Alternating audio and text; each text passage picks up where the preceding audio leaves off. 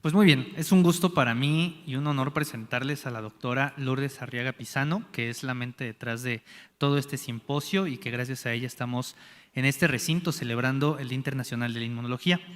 Ella es egresada del Instituto Politécnico Nacional, la licenciatura en Medicina, maestría en Biomedicina Molecular y doctora en Ciencias Químico-Biológicas.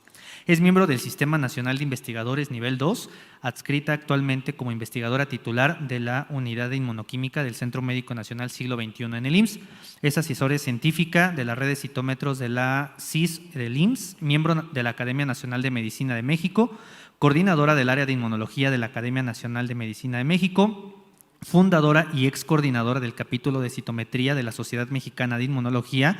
También es presidenta del subcomité de sociedades asociadas de ISAC, responsable del PRONAI 30364 de PRONACES de CONACYT. Tiene 74 artículos, 5 capítulos de libro con un índice HD 18 y su línea de investigación es el estudio de la disfunción leucocitaria asociada a procesos inflamatorios sistémicos, métodos para la mejora de las aplicaciones clínicas de la citometría.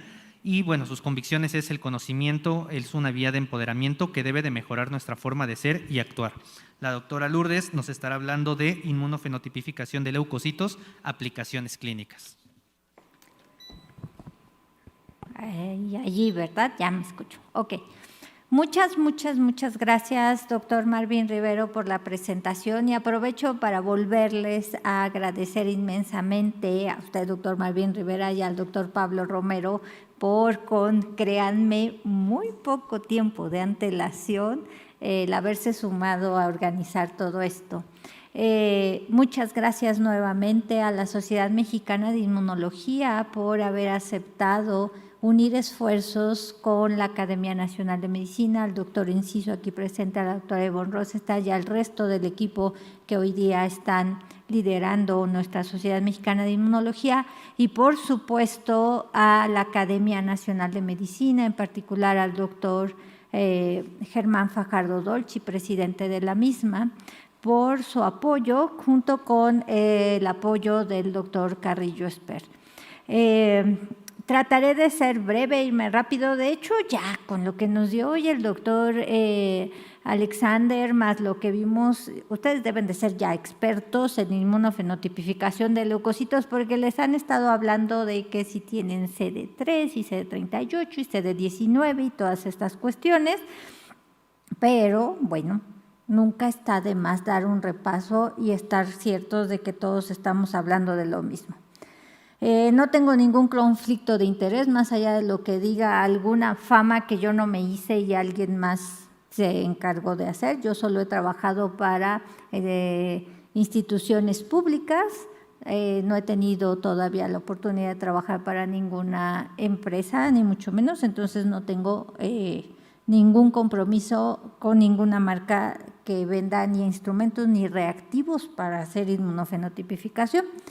Bueno, aterrizando, ¿qué es un inmunofenotipo? Eso que han estado viendo, por ejemplo, células que son CD45 positivas, high, CD3 positivas, CD4 positivas. Eso es el inmunofenotipo. Si ustedes piden un inmunofenotipo para dar seguimiento a algún tipo de patología, por ejemplo, hemopatía maligna, algún tipo de leucemia, me estoy refiriendo sobre todo, aunque ya también se han desarrollado para algunos linfomas o para inmunodeficiencias, que es donde más se ha aplicado este tipo de estrategias, esto es lo que les deberían de reportar. ¿Okay? La cuestión es, ¿y eso qué quiere decir biológicamente? Porque eso es lo que va a tener relevancia para que la información la puedan integrar al resto de la historia clínica, la exploración física, otros análisis de gabinete, de laboratorio, y con esto tomar decisiones clínicas. ¿Okay? Lo que quiere decir este inmunofenotipo, por ejemplo, este es un leucocito, que además es un linfocito, porque es de los que expresan alto el CD45, que además es uno de esos que llamamos Ts, que además es del tipo cooperador. Eso es lo lindo de poder contar con este tipo de herramientas que nos permiten identificar Estas moléculas que nosotros denominamos CDs, que aquí no se trata de que revisemos todas y cada una de ellas, porque en humano van más de 300 descritas y por otro tantito parecido de ratón, no, ya cada quien cuando requiera entender o hacer inmunofenotipificación sabrá cuáles CDs es los que debe de buscar y en qué combinación, pero sí comprender que este es el tipo de información que nos está dando. Nos está dando información biológica acerca de las células, porque si bien para nosotros son CDs, para las células son enzimas, moléculas de adhesión, receptores y muchas otras proteínas u otro tipo de biomoléculas que necesitan para cumplir sus funciones y que por lo tanto no solamente nos hablan de la identidad de las células, sino de su historia, del proceso de maduración por el que han pasado o del proceso de maduración en el que se quedaron atrapadas, que también puede ser el caso, ¿de acuerdo? Si uno tiene la oportunidad de sumar y explorar más CDs, pues entonces nos da todavía más información, ¿no? Como se ve allí y aquí para quienes nos están siguiendo en línea, no solamente podríamos saber si es un leucocito, linfocito T cooperador, sino además ver qué tipo de linfocito T y si es efector y si es de memoria central y periférica. Y para los que ya están más avesados en el área de inmunología y han visto a estos tipos y subtipos de células, pues le pueden sumar cuántos marcadores de CEN, no solamente los que se puedan ver en la superficie de la célula, sino incluso algunos que tengan que ver con factores de transcripción, vías de señalización o que por otro lado nos hablen de capacidades funcionales, ¿no?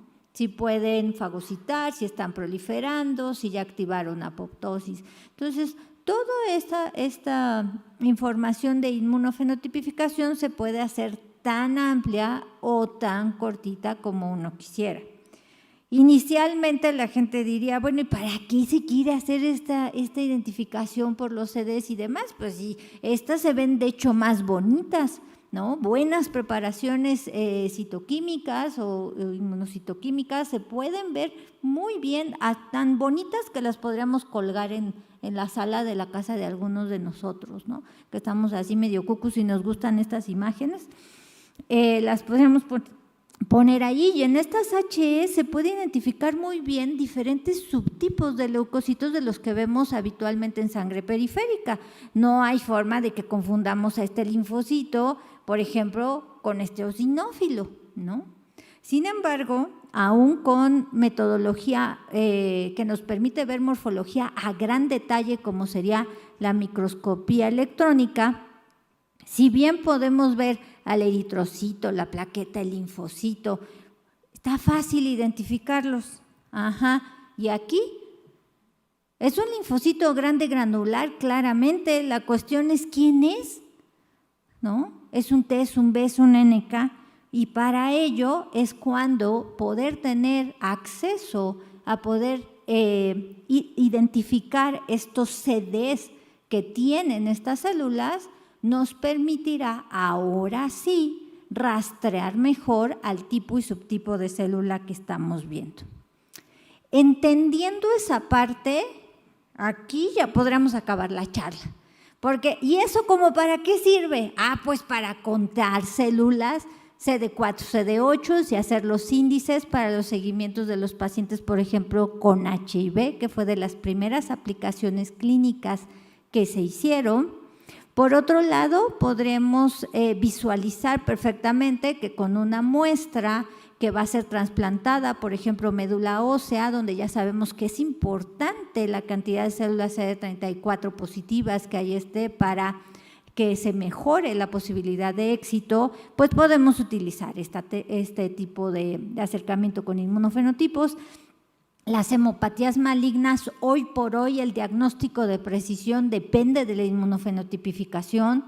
La monitorización a tratamiento también de ese tipo de enfermedades, como es la enfermedad residual y que ayer nos hablaba la doctora Pelayo al respecto, también se puede hacer por citometría. El análisis de inmunodeficiencias también para el diagnóstico de precisión y ya también ahora con la utilización de biológicos para la monitorización de las respuestas, puede utilizar inmunofenotipificación o los inmunofenotipos y otro tipo de patologías que muy probablemente van creciendo porque existen varios acercamientos para analizar los inmunofenotipos en diferentes enfermedades, incluso en COVID, como ustedes probablemente lo vieron y que se veía, sí, disminuyen los CD8 dramáticamente y eso tiene que ver con el pronóstico de pacientes y cuestiones de este tipo. ¿Okay? Pero no le voy a dejar aquí. Vamos a dar un poquitín más de información porque me parece valioso el cómo esta herramienta que tiene claramente un fundamento inmunológico porque usamos anticuerpos, también nos sirve para conocer mejor no solo la inmunología, el sistema inmunológico, sino las patologías asociadas al sistema inmunológico, ¿no? Entonces, ¿qué podemos hacer una vez que identificamos y caracterizamos? Contabilizar. Y eso puede tener, si tenemos los valores de referencia correctos, valor para decir si nos faltan o nos sobran células de un tipo, de otro o todos, ¿no? Pero obtener el inmunofenotipo lo que requiere es inmunofenotipificación. Y aunque yo misma lo acabo de hacer, utilizamos indistintamente en muchas ocasiones inmunofenotipo con respecto a inmunofenotipificación, no son exactamente lo mismo, ¿no?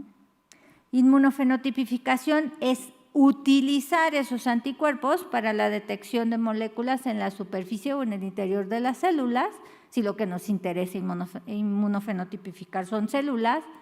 Entre paréntesis, se pueden inmunofenotipificar otras cosas, sí, los organelos incluso, y hoy día las vesículas extracelulares de cualquier tipo. Pero regresando a la celular, entonces lo que tenemos es que vamos a poder utilizar anticuerpos que reconozcan al antígeno de interés, en este caso CD4, o otro tipo de anticuerpos y que aquí reconozcan CD8. Si podemos rastrear, ya hay diferentes formas de rastrear a estos antígenos, como aquí aparece, ¿no? Que está marcado con un sistema colorimétrico enzimático, donde todo lo que veamos como en guinda o rojizo o cafecito, cada quien lo ve de diferente color, va a ser donde está esta marca que nos permite rastrear al anticuerpo que está identificando al antígeno que nos interesa, pues podemos analizar qué tantas de estas células son positivas y verlo por superficie y cuestiones de ese tipo. Si decidimos que no se van a marcar con ese tipo de métodos colorimétricos enzimáticos, sino que vamos a utilizar fluorescencia que se conjuga a los anticuerpos para rastrearlos, entonces podemos utilizar cualquier instrumento, en este caso un microscopio de epifluorescencia, para visualizar qué células lo están expresando. ¿Okay? Pero no solamente podemos rastrear a este tipo de marcas que utilizamos para conjugar a los anticuerpos mediante microscopía. Ciertamente ese tipo de imágenes nos dan mucha información acerca de la arquitectura, no solamente de las células, sino de los tejidos, si se mantienen todavía en su contexto. Pero también podemos utilizar otro tipo de acercamientos y de los que hoy por hoy se utilizan en clínica son los citómetros de flujo. Así le llamamos en general a una serie de instrumentos que ya no necesariamente son de flujo. Ahí entra la famosa citometría espectral, mejor dicho, de espectro completo, la citometría de masas, ¿no? Y va a cambiar qué tanta información nos pueden dar esos equipos porque va a depender qué tantos detectores tienen. ¿Okay? Entonces, si nosotros tenemos una imagen, puede ser el mismo anticuerpo que tengamos marcado exactamente con la misma fluorescencia. La información, como les comentaba, se va a ver diferente en el contexto de un microscopio a cómo se vería con citometría o cualquiera otra de estas metodologías de la familia, ya sea de flujo, de masas o el espectral. ¿Okay? ¿Y por qué obtenemos este tipo de información en este tipo de gráficos? Pues lo que tenemos es que a partir de una suspensión celular, y esa es una parte importante a destacar en citometría, todas nuestras muestras deben de estar en suspensión, en perfecta suspensión celular antes de poder ser evaluadas por el equipo. Bueno, pero es que no podíamos usar lo mismo. Sí, vamos a usar el mismo anticuerpo, pero mientras aquí lo puedo tener una laminilla, mi muestra, acá la puse en un tubito en perfecta suspensión, porque lo que tengo que lograr es que llegue a un punto del equipo que llamamos sitio de interrogación, donde va a incidir una luz láser, que hoy día en el 99% de los citómetros es láser de 488 nanómetros, o sea, luz azul visible. Y en esta zona va a ser interrogada por este láser una célula a la vez. Una célula a la vez, ¿cómo nos aseguramos que pase eso? Porque las formamos en fila india. Hay diferentes métodos para hacer esto. Las podemos formar obligándolas a pasar en medio de una columna de fluido y ellas van en fluido también. Esto es mediante presiones, o las podemos obligar aplicándoles ondas ultrasónicas que las va a poner en fila india, o por las entradas de las boquillas, o hay diferentes estrategias. Total, que una vez que pasan aquí, es como si hiciéramos una encuesta a cualquiera de nosotros que nos preguntaran, y a cada uno aquí de los asistentes nos van a dar, vamos a contestar una serie de preguntas y cada quien va a contestar pues lo correspondiente. ¿Okay? Ahorita vuelvo al concepto de la encuesta. Una vez que se difracta la misma luz del láser, se va a colectar en detectores frontales, laterales, que nos hablan del tamaño y la complejidad, como se ve aquí en esta que es muy famosa en citometría, el forward scatter, el side scatter, pero también se va a colectar dependiendo de algo que técnicamente se llama la mesa óptica, que es un juego de filtros, de espejos dicroicos, pues, y de filtros que permiten llegar cierta longitud de onda a los detectores, si es citometría convencional o un poco más amplio en la citometría de espectro completo, pero el chiste es que estos detectores colectan esa información, toda es luz. Eso quiere decir que muy rápido podemos obtener información de miles o millones de células, y se va a ir, todos los detectores van a enviar su información hacia lo que llamamos estación de trabajo, que tienen los softwares que nos permiten visualizar de forma amable toda esa información que se colectó, que es en forma de números. Para quien no lo sabía, para quien tenía la percepción de que, ay, eso del inmunofenotipo es así como de, a mí me late que… No. Esto no es de percepción, esto no es subjetivo. Una cosa es decir que cuando interrogamos a la célula de esta manera, la dispersión de la luz todavía no está calibrado el equipo para decir, si se angula 5 grados, entonces son 2 micras más. No, eso no. Pero sí podemos ponerle perlas de referencia y saber ese valor que nos dio a qué corresponde, a qué tamaño, por ejemplo, a qué granularidad.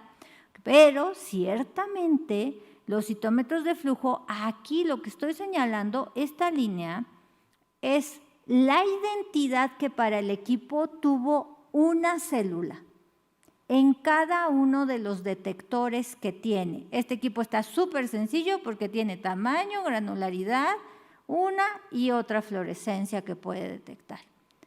Y generalmente, dependiendo la aplicación, se necesitan analizar lo menos 10,000 células, como en el caso de inmunodeficiencias. Con eso es suficiente de la población de linfocitos.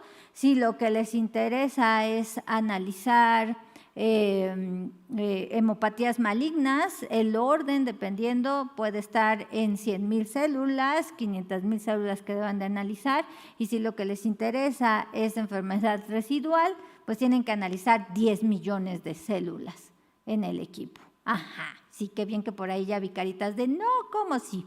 Si no lo hacen así, lo que están bajando es sensibilidad de la técnica, que no depende del equipo, depende de cuántas células interrogaste. Necesitas saber si alguien todavía necesita recibir quimioterapia, que es terapia altísimamente tóxica. Te tiene que constar que al menos en 10 millones de células no hay ninguna de las células malignas por las que se empezó a dar el tratamiento.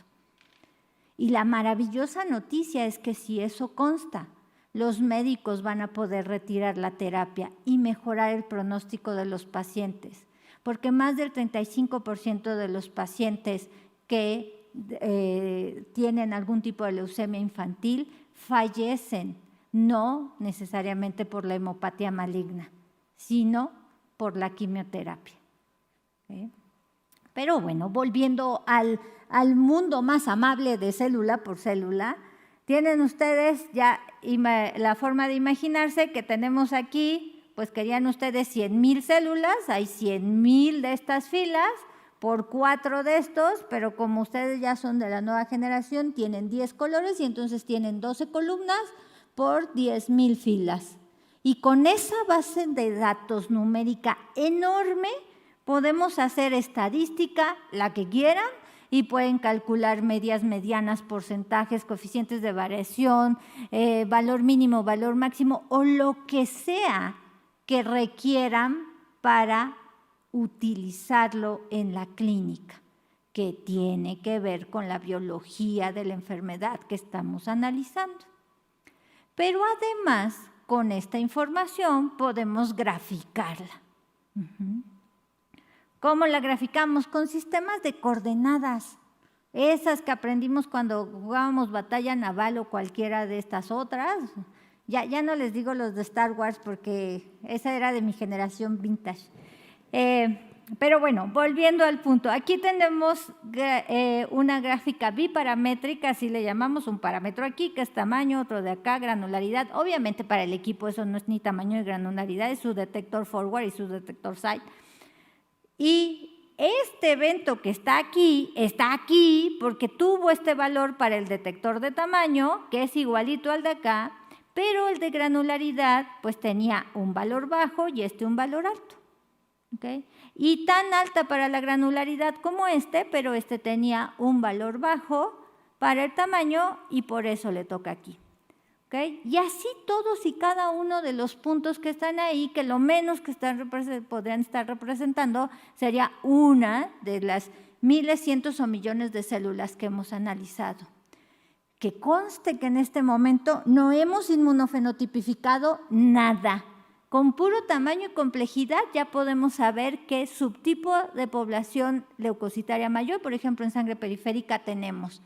Van a decir, no, ¿cómo? Pues sí. ¿Qué no nos consta por el microscopio que quienes son pequeños y poco granulares son los linfocitos? Sí. Ok, aquí van los linfocitos. Y quienes son muy granulares y heterogéneos en tamaño, pues son los granulocitos y los que van por ahí en medio son los monocitos. Sangre periférica de humano normal, así es. Para quienes trabajan con modelos de ratón explorando diferentes patologías, pues ya saben que aquí hay como una gaviota, Pac-Man o lo que sea que les guste denominar. Pero bueno, si le agregamos ahora sí la inmunofenotipificación con estos anticuerpos, lo que vamos a arrastrar con fluorescencia, esto es lo que va a detectar el citómetro, el fluorocromo, y entonces tendrá células que aquí empezamos ya a hablar de poblaciones celulares, es todas esas células que en esta especie de encuesta respondieron yo no tengo ni uno ni otro fluorocromo agregado. Eso quiere decir que no fue reconocido el antígeno de esos anticuerpos que utilizamos y son las que llamamos dobles negativas. Acá tendríamos a las que tienen de ambos que estamos explorando, son dobles positivas, y acá las sencillas para uno y las sencillas para otro. Si esto lo trasladamos a ya ponerle nombre y apellido a qué marcador estamos rastreando, CD19, CD56, tenemos células que de acuerdo a los controles de referencia, fluorescencias -1, a veces apoyados con autofluorescencia, no me voy a detener en ello, pero créanme, son sumamente importantes para poder interpretar correctamente la información. Podemos establecer qué es negativo, qué es positivo, y a partir de allí, ahora sí, allí está el inmunofenotipo. Y si vamos seleccionando en el orden correcto las diferentes gráficos que debemos de ir tomando decisiones, pues podemos de una muestra, una solita, pero que sabemos de composición celular heterogénea, identificar y caracterizar muchas diferentes subpoblaciones. ¿Okay? Aquí viene la parte muy de inmunología, porque esto fue posible no solamente gracias al gran desarrollo que se dio por parte de los ingenieros en la parte de diseñar estos instrumentos que puedan direccionar a las células de una por una al sitio de interrogación y tener todo este juego de filtros que descomponen el espectro de luz y nos permiten ver múltiples fluorescencias al mismo tiempo, sino también gracias a que tuvimos a partir de 1975 la descripción para poder obtener los anticuerpos monoclonales. Bueno, la descripción fue antes, si mal no recuerdo, ese es el año del Nobel.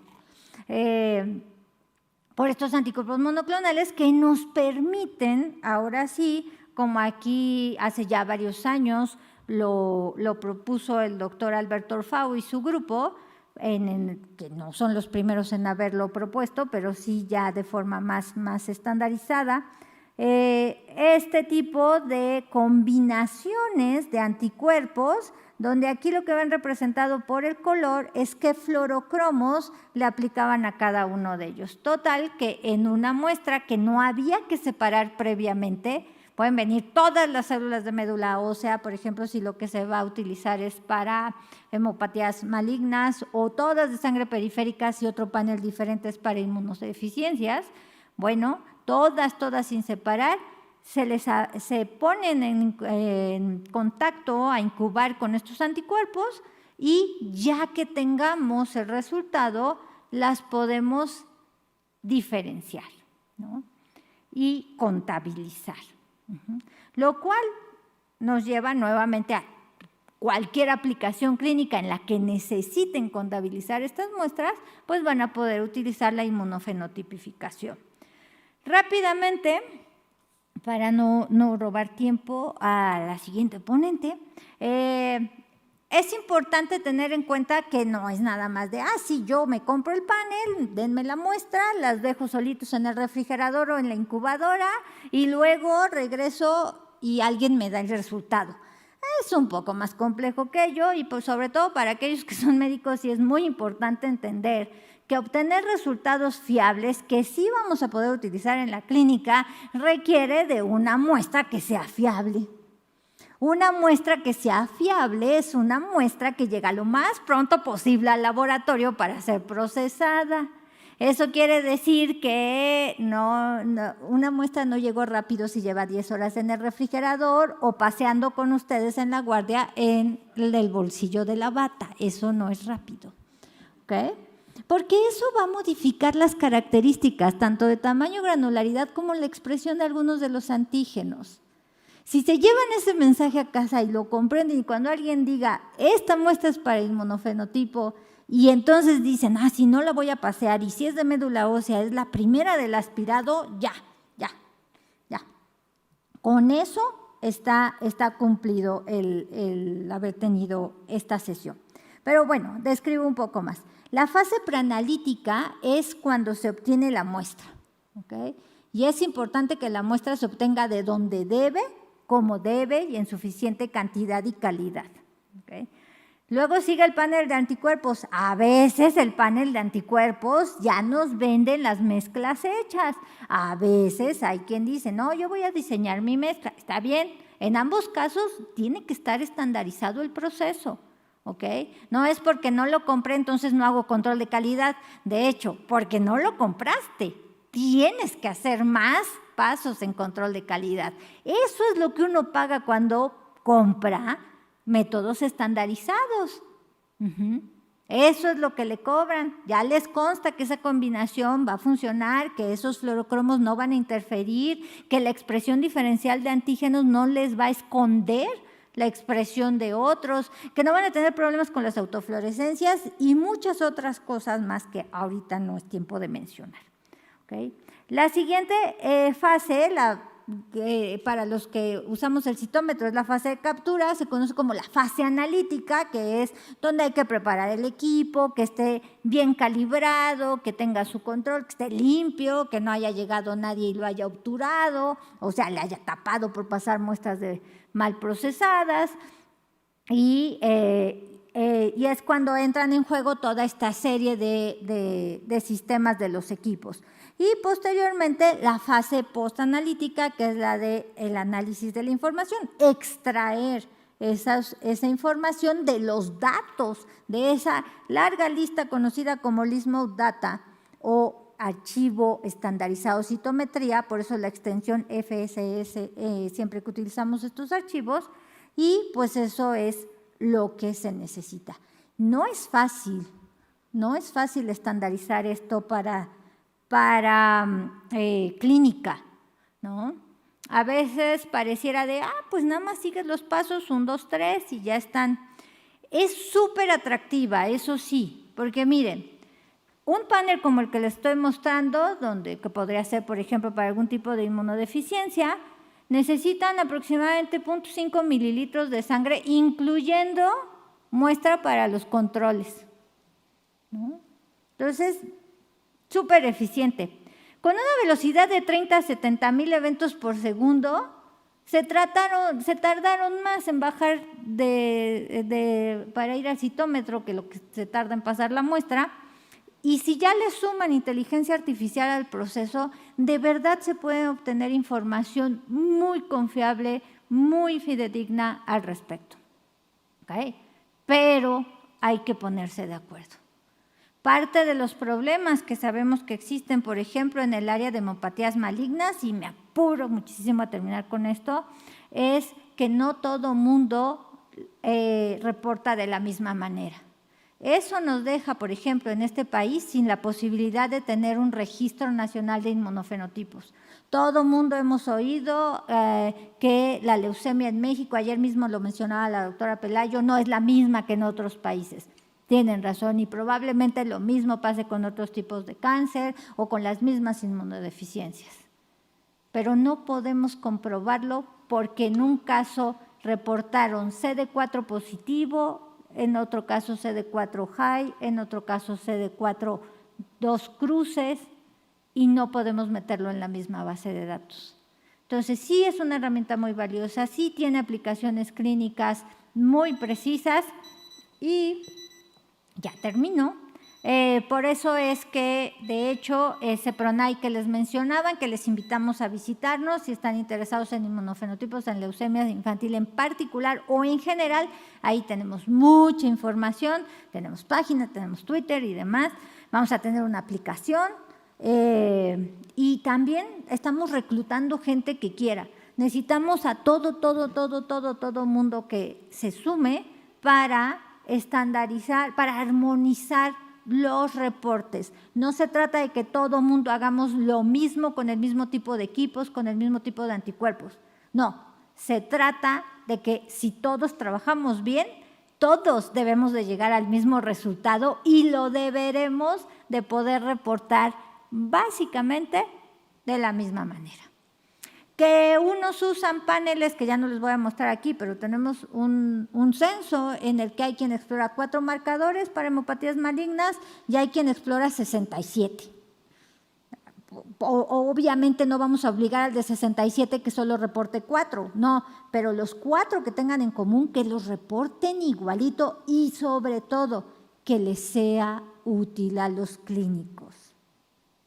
Por muy bien hecho que esté el inmunofenotipo, si no tiene sentido para quien va a utilizar esa información en clínica, desperdiciamos tiempo y esfuerzo, que en nuestro caso es cansancio, pero en el caso de los pacientes es vida o muerte. De allí que se hayan hecho acercamientos con inteligencia artificial, ya les decía, ¿no? Porque esta cantidad brutal de información que podemos tener, son terabytes de información que se obtienen por segundo, y de allí este tipo de gráficos como los que veían ayer, este tipo de mapas que en realidad son análisis multidimensionales, multiparamétricos, los 10 colores, los 12 colores, los 27 colores, los 30 colores que hayan puesto, o sea, fluorescencias y marcadores diferentes, están analizados al mismo tiempo. Y entonces, ¿por qué lo veo como si fuera una gráfica de puntos? Porque es una gráfica de reducción dimensional, por eso, pero toda esa información está allí. Hay que tener mucho expertise para poder hacer esto, pero efectivamente hacia allá incluso se está moviendo la clínica. Y pues con esto termino la charla, y antes de dar pie a alguna que otra pregunta, que creo que sí me queda al menos un tiempo, muchas gracias a ustedes por estar, y gracias, maestro, le dedico esta charla, gran médico, académico, miembro de esta Academia Nacional de Medicina. En 2019, antes de la llegada del COVID, desafortunadamente, para muchos de nosotros todavía muy joven, se nos adelantó en el camino, y tengo que dedicarle esta plática aquí en este recinto y ante ustedes, porque él fue el primero que en México utilizó seriamente la inmunofenotipificación con aplicaciones clínicas en los años 80 del siglo pasado. Y hasta el día de su muerte, él siguió siendo una luz, una guía y un gran maestro que nos capacitó, nos educó y nos dio la posibilidad de utilizar la citometría para el bien de los pacientes a centenas de personas en toda la América Latina, no solo en nuestro país. Gracias, maestro, gracias a ustedes y gracias al maravilloso equipo de trabajo que a lo largo de los años ha colaborado conmigo y que juntos hemos aprendido que la inmunofenotipificación no solamente sirve para tener muy bonitos datos que publicar en revistas de más o menos calibre, sino para probablemente mejorar la vida de los pacientes. Gracias.